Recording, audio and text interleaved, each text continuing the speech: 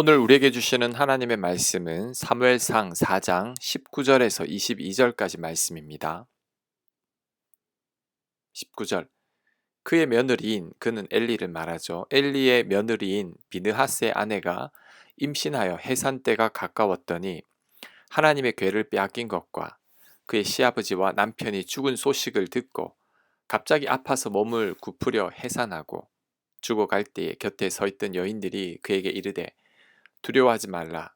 네가 아들을 낳았다 하되 그가 대답하지도 아니하며 관념하지도 아니하고 이르기를 영광이 이스라엘에서 떠났다 하고 아이 이름을 이가봇이라 하였으니 하나님의 궤가 빼앗겼고 그의 시아버지와 남편이 죽었기 때문이며 또 이르기를 하나님의 궤를 빼앗겼으므로 영광이 이스라엘에서 떠났다 하였더라. 아멘. 엘리의 며느리가 해산이 가까웠을 때 이스라엘이 블레셋에 패했다는 소식을 듣게 됩니다. 게다가 남편과 시아버지가 죽었고 하나님의 궤를 블레셋에게 뺏겼다는 소식을 듣게 됩니다. 그때 놀라서 갑자기 해산을 하게 됩니다. 하지만 난산으로 인해 죽어가면서 하나님의 영광이 이스라엘을 떠났다고 말하고 결국 죽습니다.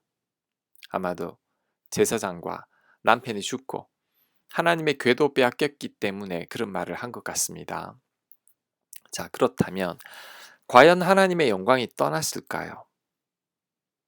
하나님의 언약궤를 빼앗겼다고 하나님의 영광이 이스라엘을 떠난 것일까요?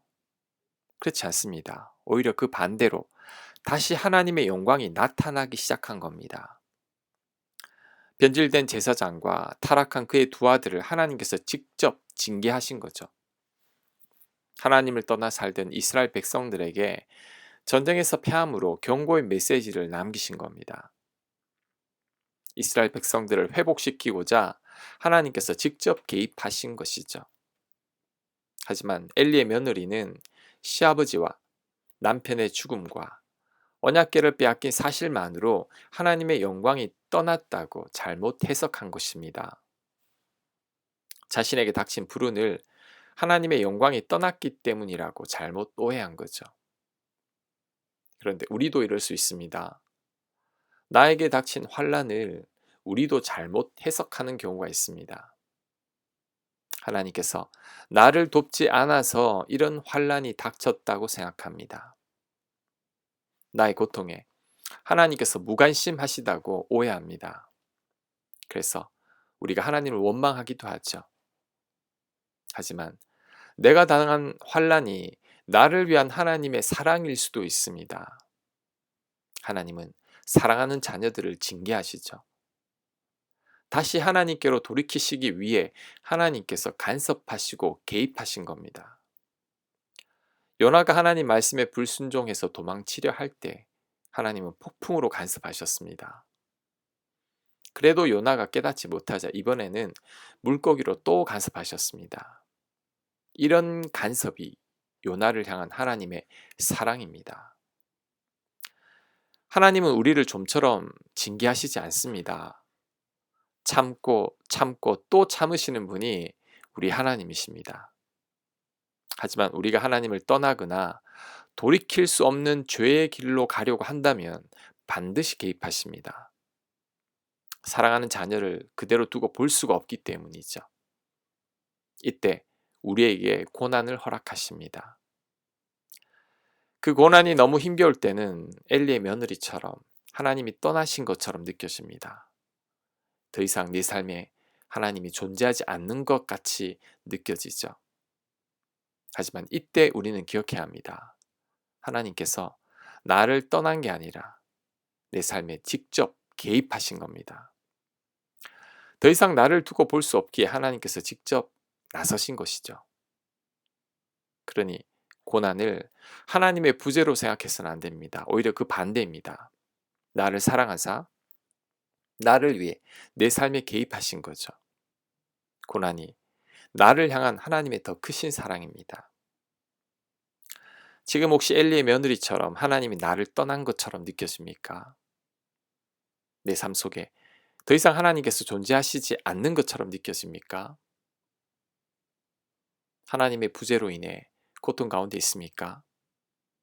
이 모든 것들이 나의 잘못된 생각입니다. 하나님께서 나에게 무관심하실 것 같았다면 애초에 나를 위해 사랑하는 아들을 주시지 않으셨을 겁니다. 예수님께서 나를 떠나실 것 같았다면 십자가에서 나 대신 죽지도 않으셨을 겁니다. 하나님은 절대 우리를 떠나지 않으십니다. 예수님은 세상 끝날까지 우리와 함께 하시겠다고 약속하셨습니다.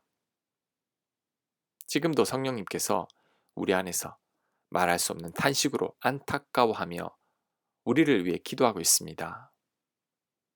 그러니 잘못된 생각에 빠져 있으면 안 됩니다. 아무리 고통이 커도 나를 향한 하나님의 사랑을 절대 의심해서는 안 됩니다. 내가 아파할 때 나보다 더 아파하시는 분이 바로 우리 하나님이십니다. 우리가 고통 가운데 눈물 흘릴 때 나보다 더 많은 눈물을 흘리시는 분이 바로 우리 예수님이십니다. 그러니 감당할 수 없는 역경 속에서도 우리는 하나님의 사랑만큼은 의심해서는 안 됩니다. 이럴 때일수록 십자가를 더 붙들어야 합니다.